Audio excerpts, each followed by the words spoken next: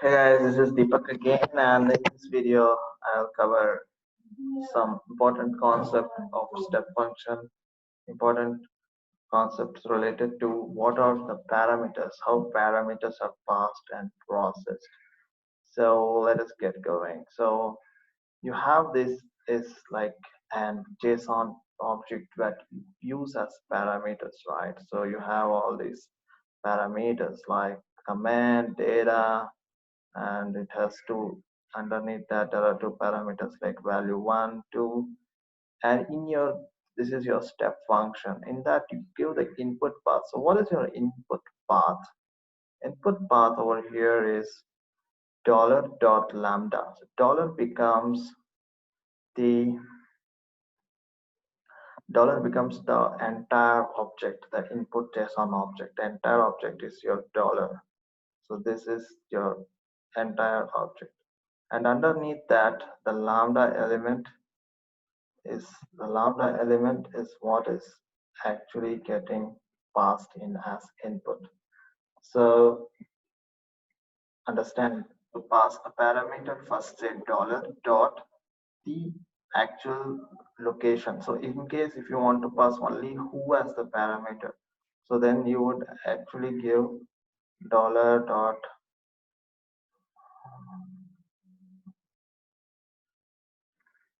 so lambda dot who. That will be the path that you will give as input, and the result path is actually say like you are in lambda in AWS step function. You have to understand one thing. If you are getting some input here, and that input needs to be used in the next level, in the next step also you need to use the same input, then you will have to actually you need to use the dollar object in order to pass the same object back to the next step.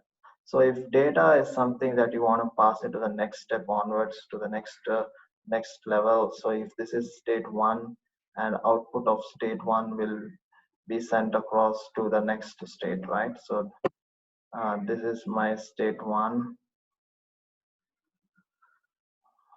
and this is passing across to state 2. And if I want to ensure all my data is sent across, so then I will have to pass dollar as the output path. If I give output path as dollar, then all of this, right, entire thing will go into the as the input to the next step.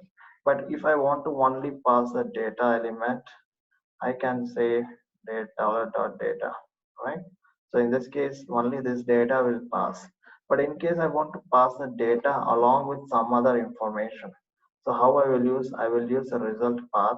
In my lambda object, if I'm calculating a variable and say lambda result, I'm getting an information called lambda result, right? Then I want to add this lambda result into the result path. I want to ensure that. So how you will do it, and you are passing the output as dollar data, right? So how you can do it is you can say you have a lambda result key, so that lambda result key can be added to this dollar data in the result part. So you're adding the lambda result key into the dollar data, and then when you say dollar data as the output, you can get that outputted to the next lesson. So these are three important concepts to be understood when you use AWS Lambda. And you have some for a given step, I mean for a step function you also have option of, you can get the entire context of the step function. You can get all the context details like when was the executed, what is the ID, what are the input, the name, role, ARN, and start time and state machine ID. So you can get all this information very using context, an API which offers you the context of the state machine. So you can get that also. So this is all I wanted to cover about step function theory, and I will create practical videos later, which you can use to understand how to create step functions practically for simple solutions. And see you in the next video. Bye. Thank you.